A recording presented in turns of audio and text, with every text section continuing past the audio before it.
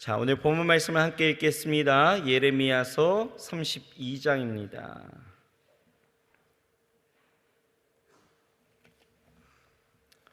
예레미야 32장을 펴주시고요. 오늘 44절까지의 말씀이라 좀 길지요. 그래도 같이 우리 한 목소리로 교독하실 때에 제가 먼저 읽도록 하겠습니다. 유다 왕 시드기야의 제10년 곧 느부갓네살의 제18년에 여호와의 말씀이 예레미야에게 임하니라. 때 바벨론 군대는 예루살렘을 에워싸고 선지자 예레미야는 유다 왕의 궁중에 있는 시위대 뜰에 갇혔으니 이는 그가 예언하기를 여호와의 말씀에 보라, 내가 이 성을 바벨론 왕의 손에 붙이리니 그가 취할 것이며 유다 왕 시드기야는 갈대인의 손에서 벗어나지 못하고 반드시 바벨론 왕의 손에 붙이운 바 되리니 입이 입을 대하여 말하고 눈이 서로 볼 것이며 그가 시드기야를 바벨론으로 끌어가리니 시드기야가 나의 권고할 때까지 거기 있으리라. 나 여호와가 말하노라, 너희가 갈대인과 싸울지라도 승리치 못하리라 하셨다 하였으니 유다 왕 시드기야가 가로되 네가 어찌 이같이 예언하느뇨 하고 그를 가두었음이었더라. 예레미야가 가로되 여호와의 말씀이 내게 임하였느니라. 이르시기를 보라, 내 숙부 살롬의 아들 하나멜이 내게 와서 말하기를 너는 아나돗에 있는 내 밭을 사라, 이 기업을 물을 권리가 내게 있으니라 하니라 하시더니 여호와의 말씀같이 나의 숙부의 아들 하나멜이 시위대 뜰 안에 내게로 와서 이르되 청하노니 너는 베냐민 땅 아나돗에 있는 나의 밭을 사라, 기업의 상속권이 내게 있고 물을 권리가 내게 있으니 너를 위하여 사라 하는지라. 내가 이것이 여호와의 말씀인 줄 알았으므로 내 숙부의 아들 하나멜의 아나돗에 있는 밭을 사는데 은 17세겔을 달아주되 증서를 써서 임봉하고 증인을 세우고 오늘 저울에 달아오고 법과 규례대로 임봉하고 임봉치 아니한 매매 증서를 내가 취하여 나의 숙부의 아들 하나멜과 매매 증서에 인친 증인의 앞과 시위대 뜰에 앉은 유다 모든 사람 앞에서 그 매매 증서를 마사이아의 손자 네리야의 아들 바룩에게 붙이며 그들의 앞에서 바룩에게 명하여 이르되 만군의 여호와 이스라엘의 하나님이 이같이 말씀하시기를 너는 이 증서 곧 임봉하고 임봉치 않은 매매 증서를 취하여 토기에 담아 많은 날 동안 보존케 하라. 만군의 여호와 이스라엘의 하나님 내가 이같이 말하노라. 사람이 이 땅에서 집과 밭과 포도원을 다시 사게 되리라 하셨다 하니라. 내가 매매 증서를 네리야의 아들 바룩에게 붙인 후에 여호와께 기도하여 가로되 슬프도소이다. 주 여호와여, 주께서 큰 능과 디신 팔로 천지를 지으셨사오니 주에게는 능치 못한 일이 없으시니이다. 주는 은혜를 천만인에게 베푸시며 아비의 죄악을 그 후에 주의 품에 갚으시오니 크고 능하신 하나님이시오 이름은 만군의 여호와시니이다. 주는 모략에 크시며 행사에 능하시며 인류의 모든 길에 주목하시며 그 길과 그 행위의 열매대로 보응하시나이다. 주께서 애굽 땅에서 징조와 기사로 행하셨고 오늘까지도 이스라엘과 외인 중에 그같이 행하사 주의 이름을 오늘날같이 되게 하셨나이다. 주께서 징조와 기사와 강한 손과 드신 팔과 큰 두려움으로 주의 백성 이스라엘을 애굽 땅에서 인도하여 내시고 그들에게 주식으로 그 열조에게 맹세하신 바 젖과 꿀이 흐르는 이 땅을 그들에게 주셨으므로 그들이 들어가서 그 일을 차지하였거늘 주의 목소리를 청종치 아니하며 주의 도에 행치 아니하며 무릇 주께서 행하라 명하신 일을 행치 아니하였으므로 주께서 이 모든 재앙을 그들에게 내리셨나이다. 보옵소서, 이 성을 취하려는 하는 자가 와서 흉벽을 쌓았고 칼과 기근과 연병으로 인하여 이 성이 이를 치는 갈대인의 손에 붙임 바 되었으니 주의 말씀대로 되었음을 주께서 보시나이다. 주 여호와여, 주께서 내게 은으로 밭을 사며 증인을 세우라 하셨으나 이 성은 갈대인의 손에 붙임 바 되었나이다. 때에 여호와의 말씀이 예레미야에게 임하여 이르시되 나는 여호와여 모든 육체의 하나님이라 내게 능치 못한 일이 있겠느냐? 그러므로 나 여호와가 이같이 말하노라. 보라, 내가 이 성을 갈대아인의 손과 바벨론 왕 느부갓네살의 손에 붙일 것인즉 그가 취할 것이라. 이 성을 치는 갈대아인에 와서 이 성읍에 불을 놓아 성과 집 곧 그 지붕에서 바알에게 분향하며 다른 신들에게 전제를 드려 나를 경노케 한 집들을 사르리니 이는 이스라엘 자손과 유다 자손이 예로부터 내 목전에 악과 행하였음이라. 그 손으로 만든 것을 가지고 나를 경노케 한 것뿐이니라. 나 여호와가 말하노라. 이 성이 건설된 날부터 오늘까지 나의 노와 분을 격발하였으므로 내가 내 앞에서 그것을 옮기려 하노니 이는 이스라엘 자손과 유다 자손이 모든 악을 행하여 내 노를 격동하였음이라. 그들과 그들의 왕들과 그 방백들과 그 제사장들과 그 선지자들과 유다 사람들과 예루살렘 거민들이 다 그러하였느니라. 그들이 등을 내게로 향하고 얼굴을 내게로 향치 아니하며 내가 그들을 가르치되 부지런히 가르칠지라도 그들이 교훈을 듣지 아니하며 받지 아니하고 내 이름으로 일컫는 받는 집에 자기들의 가증한 물건을 세워서 그 집을 더럽게 하며 흰놈의 아들의 골짜기에 바알의 산당을 건축하며 자기들의 자녀를 몰래게 불에 지나가게 하였느니라. 그들이 이런 가증한 일을 행하여 유다로 범죄케 한 것은 나의 명한 것도 아니요 내 마음에 둔 것도 아니니라. 그러나 이스라엘의 하나님 나 여호와가 너희의 말하는 바 칼과 기근과 연병으로 인하여 바벨론 왕의 손에 붙임 바 되었다 하는 이 성에 대하여 이같이 말하노라. 보라, 내가 노와 분과 큰 분노로 그들을 쫓아 보내었던 모든 지방에서 그들을 모아내어 이곳으로 다시 인도하여 안전히 거하게 할 것이라.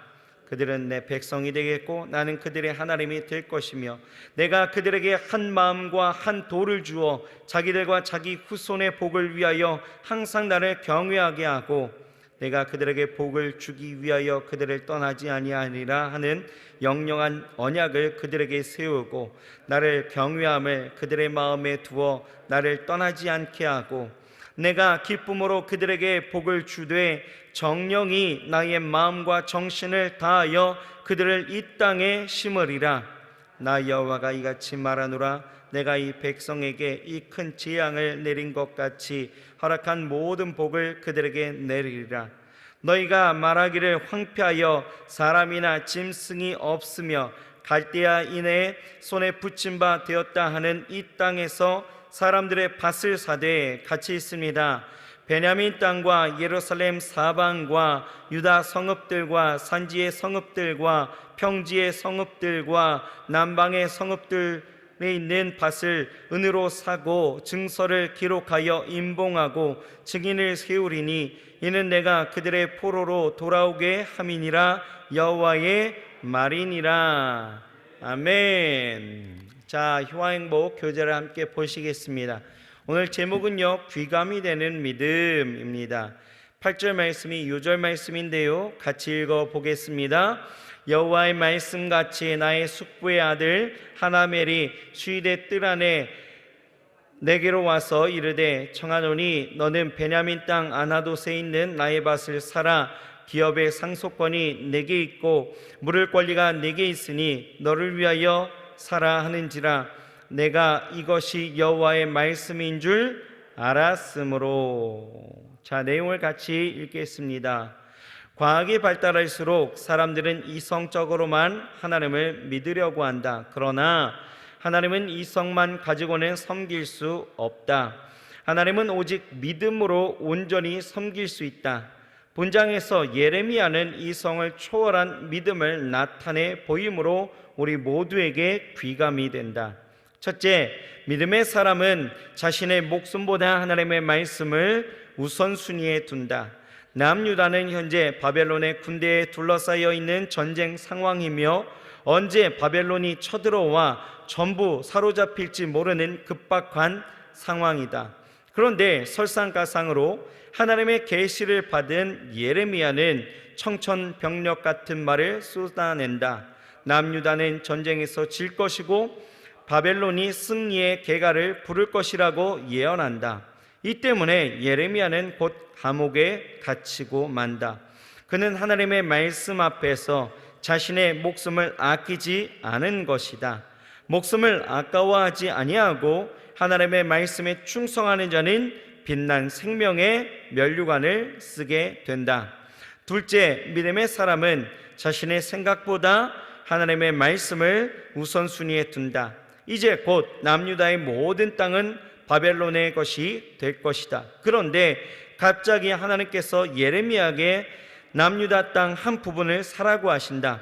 전쟁에 대비해 식료품을 사두라면 좀 이해가 가지만 밭을 사라고 하시는 것은 도저히 납득이 가지 않는다. 그러나 하나님의 명령이 이해되지 않는다 하여 불순종해서는 안 된다. 하나님께서 밭을 사라 하시는 것은 앞으로 포로된 생활에서 남유다가 돌아올 것이라는 회복의 약속이며 포로 생활 후 자손들이 거할 삶의 터전을 예비하는 의미가 담긴 축복이다. 내 생각을 말씀 앞에 사로잡아 두는 것이 인생을 가장 총명하게 사는 방법이다. 아멘. 자, 오늘 본문을 보게 되어지면요, 바벨론의 예루살렘 함락 직전인 BC 587년을 시대적 배경으로 하여서 투옥된 이 예레미야의 아나돗 밥 메입이라는 그 상징적인 행동과 관련된 하나님의 예언이 기록되어져 있습니다.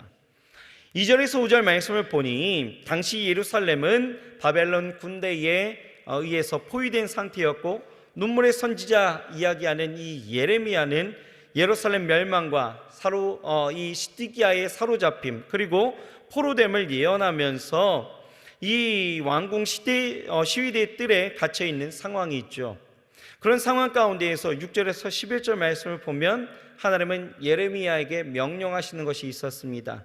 사촌 하나멜의 이 아나돗 밭을 매입하라고, 그가 그렇게 매입하라고 올 것이고 너는 기업의 상속권을 물을 자가 되어 그것을 사라는 거죠. 그래서 예레미야는 은 17세겔을 주고 밭을 매입하고, 오늘날로 말하면 공증 절차를 거쳐서 이 계약서를 이제 봉인된 토기에 넣어서 보관하게 되었는데요, 오늘 이 말씀을 통하여서 우리에게 주시는 하나님의 은혜, 그리고 우리가 깨닫는 것은 바로 무엇일까? 첫 번째는 범사의 하나님의 뜻을 우리는 따라야 된다라는 것입니다. 범사라는 거죠. 범사. 오늘 본문 3절에서 5절 이 말씀을 보게 되어지면 이 예레미야는요, 시드기야와 유다 백성들을 향해서 뭐라고 이야기했느냐? 너희가 갈대아인의 그 도전 그리고 그들의 전쟁 앞에서 싸울지라도 너희가 승리하지 못할 것이다 라는 하나님의 말씀을 선포합니다. 그런데 하나님을 경외하지 않았던 이 유다 백성들 그리고 이 유다 왕들은요, 바벨론의 그 지배를 받아들이는 것을 절대로 용납할 수가 없었다라는 것입니다. 자기들이 생각하기에 이건 있을 수 없는 일이라고 생각했다라는 것이죠. 하나님의 나라 그리고 하나님이 선택했던 이 민족이 망한다고? 이건 있을 수 없다라고 저들은 확신했습니다. 그래서 BC 605년에 이 유다는요, 이미 바벨론의 침공을 받았다라는 거예요. 그리고 바벨론의 그 지배하에 들어갔지만 이 왕들은요, 그리고 유다 백성들은 기회만 있으면은 바벨론에 항거하게 되어집니다. 바벨론의 제3차 유다 침공이 598년에 일어나게 되어지는데, 여호야김이 바벨론에 항거함으로 이제 이 여호야김은 이때 전사하게 되어집니다. 그리고 그를 이은 이 여호야긴이 이 바벨론의 포로로 끌려가게 되어지죠. 그리고 그를 대신해서 이 바벨론 왕이 시드기야라는 시드기야를 유다 왕으로 세우게 되어집니다. 근데 이 시드기야 마찬가지 어떻습니까? 주변 나라와 특히 애굽과 동맹을 맺으면서 바벨론에 항거하게 되어집니다. 그리고 그 결과 588년에 제4차 바벨론 침공이 일어나게 되어지죠. 그러면서 바벨론 왕은 유다의 모든 성읍들을 다 함락시켜 버립니다. 이제 남은 건 예루살렘이에요. 이 예루살렘마저 이제 함락하기 위해서 예루살렘 성을 포위하게 되어지는 이런 상황 가운데 예레미야는요, 시드기야와 유다 백성들을 향해서 이 바벨론의 유다의 지배는 타락한 선민에 대한 하나님의 징계이고 연단이다. 이것은 하나님의 뜻이다. 그러므로 바벨론에 항거하지 말고 너희는 항복해야 된다라고 이야기를 하는 거예요. 이런 상황 속에 시드기야나 유다 백성들은요, 더욱더 인정하지 않습니다. 말이 안 된다라는 거죠. 예레미야가 미쳤다라고 생각합니다. 자신들의 그 힘으로는 이 모든 상황을 다 극복할 수 있다라고 생각했다라는 것입니다. 그들이 자신의 힘으로 지켜낼 수 있다라고 생각하는 것은 나름대로 믿는 구석이 있었다라는 거예요. 바로 애굽이었습니다. 그들은 애굽이 자신들을 도와서 나아가는 그러한 일들이 있기에 이 예루살렘은 절대로 망하지 않을 것이다 착각했다라는 것이죠. 실제로 그랬던 것은 이 바벨론이 이 애굽 왕이었던 호브라가 원군을 파견하게 되어졌을 때에 예루살렘 이 포위를 잠시 풀었던 일들이 있었다라는 거예요. 그러니 이 시드기야는 더더욱 유다 백성들이 이 애굽을 의지하여 나아가게 되어질 때에 예루살렘은 지킬 수 있다라는 그 신념이 더욱더 커지면서 결사항전을 펼치게 되었다라는 것입니다.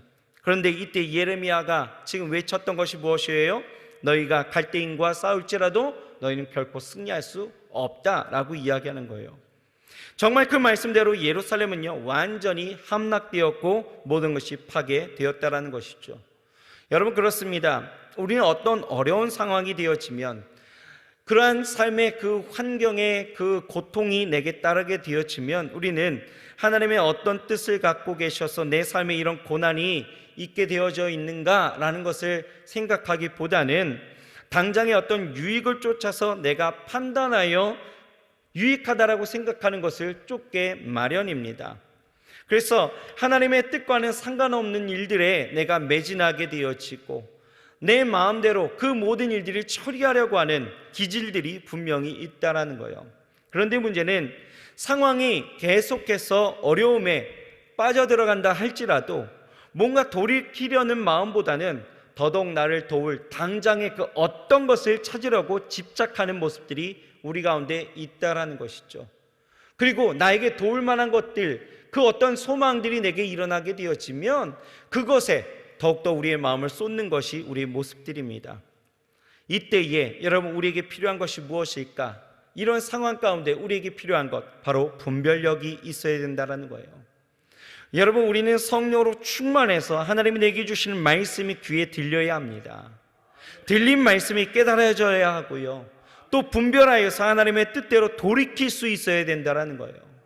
우리가 이 분별력을 잃어버리게 되어지면 지금 이 시드기야나 유다 백성처럼 우리는 착각으로 인하여서 완전히 몰락하고 실패하게 된다라는 것이죠. 여러분, 말씀을 보세요. 누가 하나님의 뜻을 거스르고 여러분 성공한 사람이 단 한 사람도 있었습니까? 아무도 없다라는 거예요. 하나님의 뜻을 거스른 자는 한결같이 그 인생을 실패했다라는 것입니다.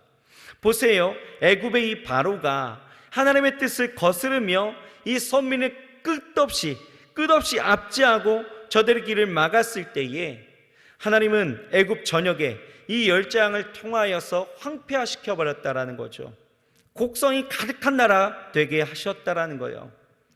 이스라엘을 그래도 끝까지 뒤늦게 쫓아왔던 이 애굽의 병거와 군대마저도 하나님은 어떻게 해요? 완전히 그 홍해에 수장시켜 버렸다라는 것입니다. 또 하나님 앞에 불순종하며 이스라엘의 왕으로 예정되어졌던 이 다윗을 제거하고자 수단과 방법을 가리지 않았던 이 사울은 어떻습니까? 하나님의 뜻에 거스르게 되어졌더니 그 인생의 말로가 허무하게 되어졌다라는 거예요.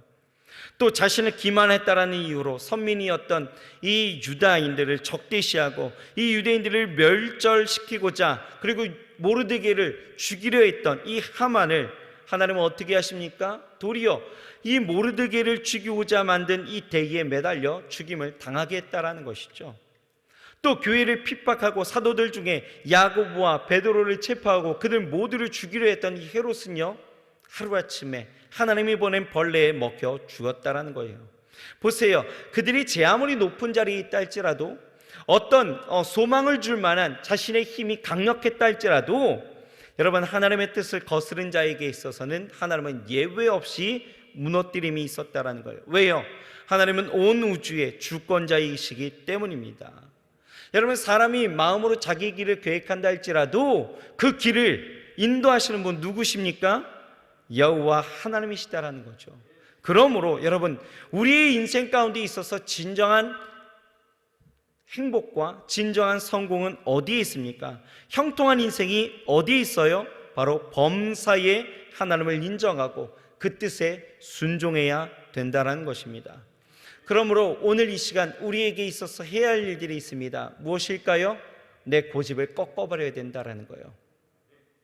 내 고집된 마음들, 이것이 하나님 안에서의 분별력을 가지고 내가 가지려 했던, 내가 꺾어버리지 못했던 나의 고집들을 이제는 꺾어버려야 합니다. 그리고 하나님의 뜻이 내 삶 가운데 온전히 이루어짐을, 그리고 하나님의 뜻이 어디 있는지를 우리는 관찰하면서 그 뜻에 순종하며 그 뜻을 따라갈 수 있는 우리 온전한 믿음의 삶이 되어야 할 줄 믿습니다.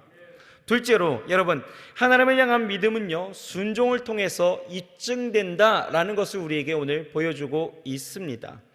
6절에서 15절 말씀을 보면 예레미야는 하나님의 지시에 따라서 아나돗에 있는 사촌 이 하나멜의 밭을 매입하게 되어지죠. 왜 하나님이 전쟁통에 밭을 사라고 하셨습니까? 지금 유다 멸망이 임박한 상황이고요, 예레미야는 왕궁 시위대 뜰 안에 갇혀 있는 상황입니다. 이때 시드기야 10년, 다시 말해서 예루살렘 멸망이 채 1년도 남지 않았던 시기였다라는 거예요.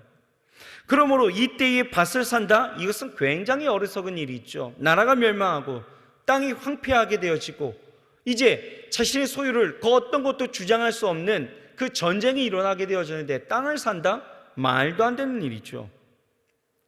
물론 예루살렘이 멸망하지 않을 것이라고 생각했다라면 가능한 일이에요. 하지만 예레미야는 예루살렘이 멸망한다라는 것을 이미 알고 있었다라는 거예요. 그러므로 밭을 매입했다? 이것은 누가 봐도 어리석은 일입니다. 그런데 오늘 우리가 주목할 만한 것이 무엇이냐면 예레미야는 자신도 알고 있는 이 어리석은 일에 하나님에게 어떤 이유도 어떤 뜻인지도 묻지 않았다라는 거예요. 왜요? 예레미야는 하나님을 향한 절대적인 신뢰가 있었다라는 거예요. 그에게 있어서는 그냥 이것이 하나님의 말씀이니까, 하나님이 말씀하셨으니까 이걸로 다 끝났다라는 거예요. 하나님이 말씀하셨으니까 묻지도 따지지도 않고 그는 그대로 순종했다라는 것이죠. 또 예레미야는 하나님의 말씀을 받아서 유다와 예루살렘의 패망을 선포하면서도 또 한편으로는 하나님의 말씀을 따라 70년 후에 이 선민이 다시 돌아올 것이라고, 이 선민의 회복에 대해서도 예언하게 되어지죠. 무슨 얘기냐? 예레미야는 이런 선민의 회복에 대한 하나님의 약속, 그리고 하나님이 어떤 뜻으로 이렇게 하시는 것인지를 알았기 때문에 또한 이 밭을 매입했다라는 거예요. 이렇듯 여러분, 하나님에 대한 믿음은 우리의 삶의 구체적인 순종으로 나타날 수 있어야 되는 것입니다. 하나님에 대한 믿음은요, 순종이라는 행위로 시험된다라는 것이에요. 행위가 따르지 않는다라면 그 믿음이라는 것은 사실 진실하지가 않습니다. 나는 믿습니다. 난 하나님을 신뢰합니다. 아무리 그래 백날 첫날 우리 입술로 그렇게 고백한다 할지라도 내 삶이 그것을 증명해내지 않는다라면, 내 삶이 그것을 행동으로 나타내지 않는다라면 그 믿음은 야고보서에 보면 뭐라고 이야기합니까? 죽은 믿음이다 라고 이야기하는 거죠. 여러분, 우리의 믿음이라는 것은 단순한 지적 활동이 아닙니다.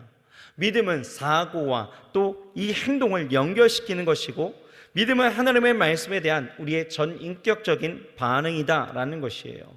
그러므로 여러분, 하나님의 말씀이라면 우리는 어떤 때이든 어떤 상황이든 우리는 순종할 수 있어야 됩니다. 물론 이 순종이라는 것이 쉽지만은 않아요. 왜요? 여전히 내 이성적인 판단이 나를 지배하고 있고요, 말씀에 대한 이 신뢰가 무르익지 못해서 내가 할 수 있는 것으로만, 내가 할 수 있는 것만 하려는 이런 모습이 분명 있습니다. 하지만 우리는 처음부터 완벽할 수는 없지만 여러분, 어제보다 오늘보다 내일이 점점 변화되어지는, 그렇게 믿음의 순도를 높이고 하나님을 정말 확신하여 나아감으로 삶의 어떤 상황 속에서도 내 믿음이 그렇게 내 삶을 그렇게 도전한다 할지라도 예레미야처럼 하나님의 말씀이니까, 하나님이 내게 말씀을 주셨으니까 이것으로 모든 것을 그냥 덮어버림으로 내 삶 가운데서 당당하게 순종하며 나아갈 수 있는 우리 모두가 되어야 할 줄 믿습니다. 여러분, 오늘 하나님의 말씀을 확신하시기 바랍니다. 내게 주시는 이 하나님의 말씀을 확신하세요. 하나님의 말씀이니까, 내게 주신 말씀이니까 이 확신을 가지고 나아가면 우리는 얼마든지 순종할 수 있습니다. 여러분, 하나님의 말씀을 확인하십시오.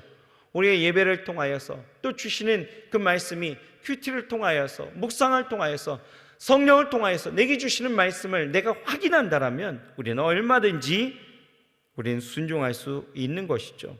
하나님의 능력과 역사를 여러분 확신하셔서 오늘도 또한 우리의 삶 가운데 주어진 상황 속에서도 여러분 내 삶에 보이지 않는 소망이 있다 할지라도 여러분 말씀만 있다라면 우리는 언제나 그 말씀 앞에 순종하여 우리에게 주시는 그 승리와 또한 우리에게 주시는 하나님의 그 회복의 역사가 우리의 삶 가운데도 온전히 이루어지게 되어질 줄 믿습니다.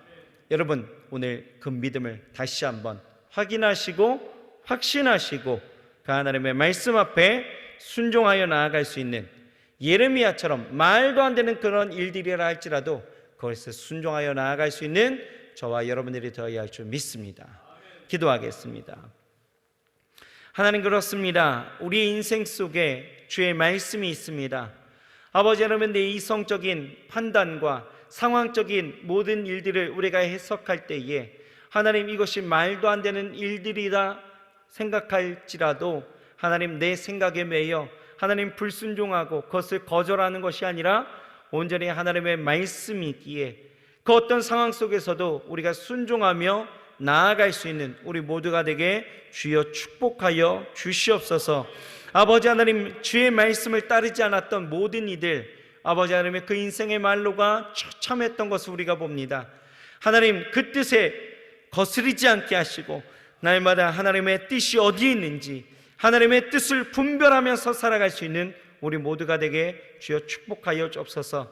그 분별력, 성령의 충만함 속에서 주시는 하나님의 은혜인 줄 믿사오니 오늘도 성령으로 충만하여 아버지 하나님이여 하나님의 말씀을 분별하고 아버지 하나님이여 내 뜻이 아닌 하나님의 말씀과 그 뜻을 따라 살아갈 수 있는 우리 모두가 되게 주여 축복하여 주옵소서. 아버지 하나님, 오늘도 순종하며 일어서는 모든 성도님들의 삶을 축복하시고 오늘도 귀하고 복된 날들이 되게 주여 인도하여 주시옵소서.